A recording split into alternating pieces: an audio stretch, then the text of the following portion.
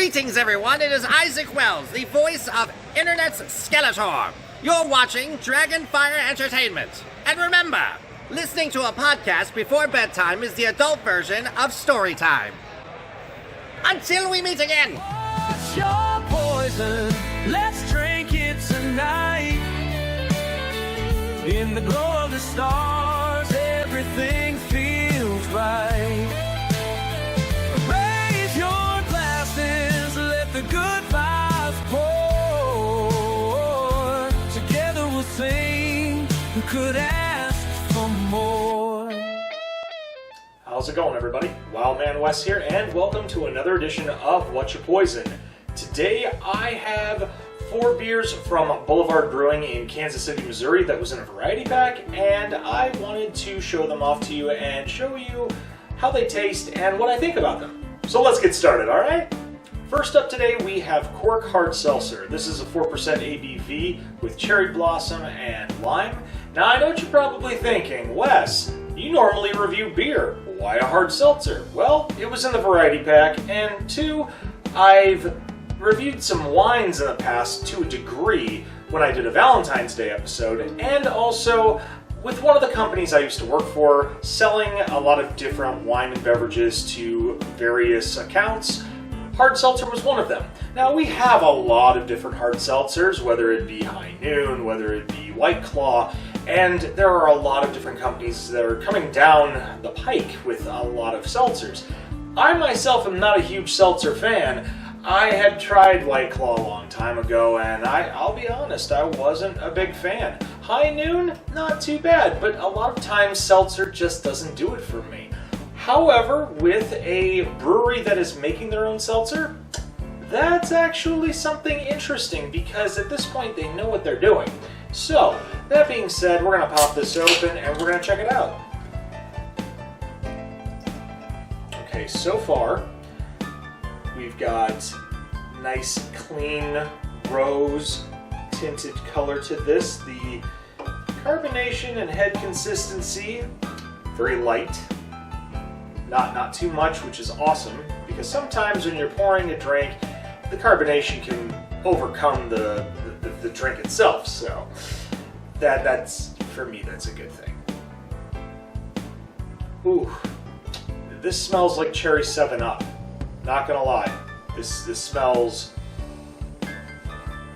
I like that because I'm a big fan of cherry 7-Up. Alright, well, here we go.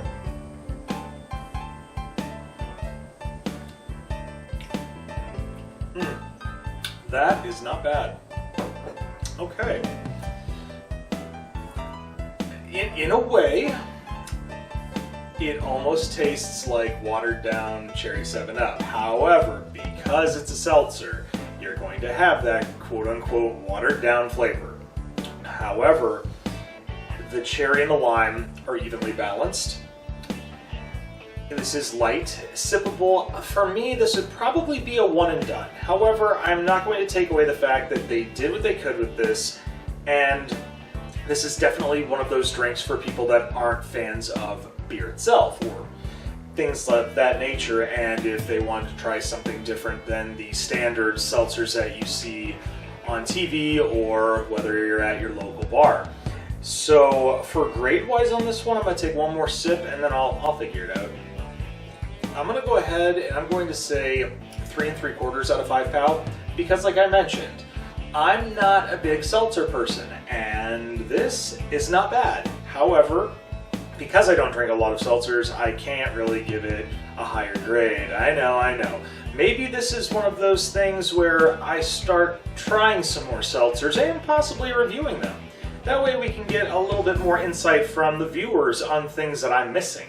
So that being said, I'm going to finish this off and we're going to go into our standard beers for this variety pack. Up next in our lineup, we have Boulevard Light. This is a 4% ABV light beer, and it says it boasts 89 calories, so there are a lot of beer companies out there and breweries that want to try to do the lighter beers for people that are weight conscious, that are trying to, especially nowadays, keep the summer bod, or me ditching the dad bod. I've been working pretty hard on that lately, but there's still more work to be done.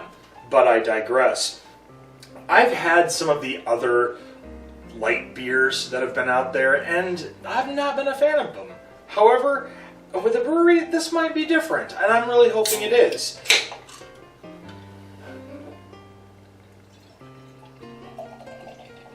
Alright, looks like we have a golden, very clean. The head is dissipating rather quickly. It has that champagne gold color. It also has that malty aroma, which that is also pleasant to me. And, well, here we go. Not bad. Definitely a patio pounder. I would say it's crushable. I would definitely say I could have a couple of these. Probably not a lot, but the flavor dissipates very quickly.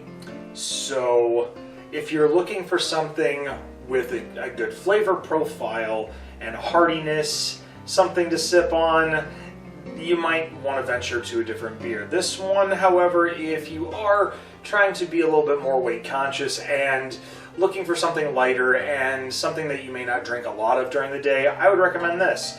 For grade wise, I wouldn't say disappointed. I'm not as impressed as I was hoping to be. However, it is still a decent beer for this lineup. I'm going to give this one 3.5 out of 5 pows, and I'm sticking with it because, like I mentioned, not a horrible beer, but not a great beer. So that being said, I'm going to sip on this a little bit more, and we're going to move on to our next beer.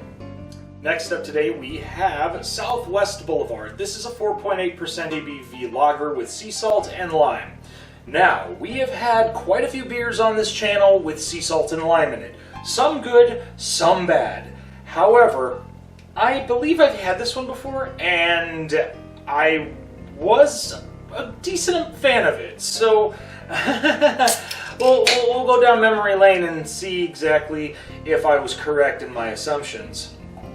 But so far, as we're pouring this, we are getting almost a slight green tint to this, which is kind of nice because with it being brewed with limes and all, you're not going to necessarily get a green tint. You're going to get more of a yellow, but somehow they really made this look accurate. And it's not very transparent. There is a little bit of a cloud to it. The head consistency is great. I like that it's still not, it's not dissipating, which is awesome because the last two we had dissipated very quickly. Let's give it a smell. Oh, yep, that's a lot of lime. A lot of lime. I like that. All right, here we go. Light, even balanced flavor profile, crushable, refreshing. This is what I remember. And it reminds me a lot of a margarita in a way. However, it's not too sour. And a lot of times when some of these lagers come out and do a sea salt and lime, they tend to overdo it with the lime. This one is just on the money. The salt gives it just enough of that blandness to a degree that evens out the acidity of the lime to where your palate isn't wrecked. It will make your mouth water a lot. It's a good beer. However, I've had some other ones in the past that were better than this, and that's not saying anything bad about this one. It's just the fact that I remember them a lot more vividly. This one, I'm going to be very direct on this. This is going to get a 4 out of 5. I enjoyed this. I don't enjoy it as much as I've enjoyed other ones, but I'm not taking anything away from this one.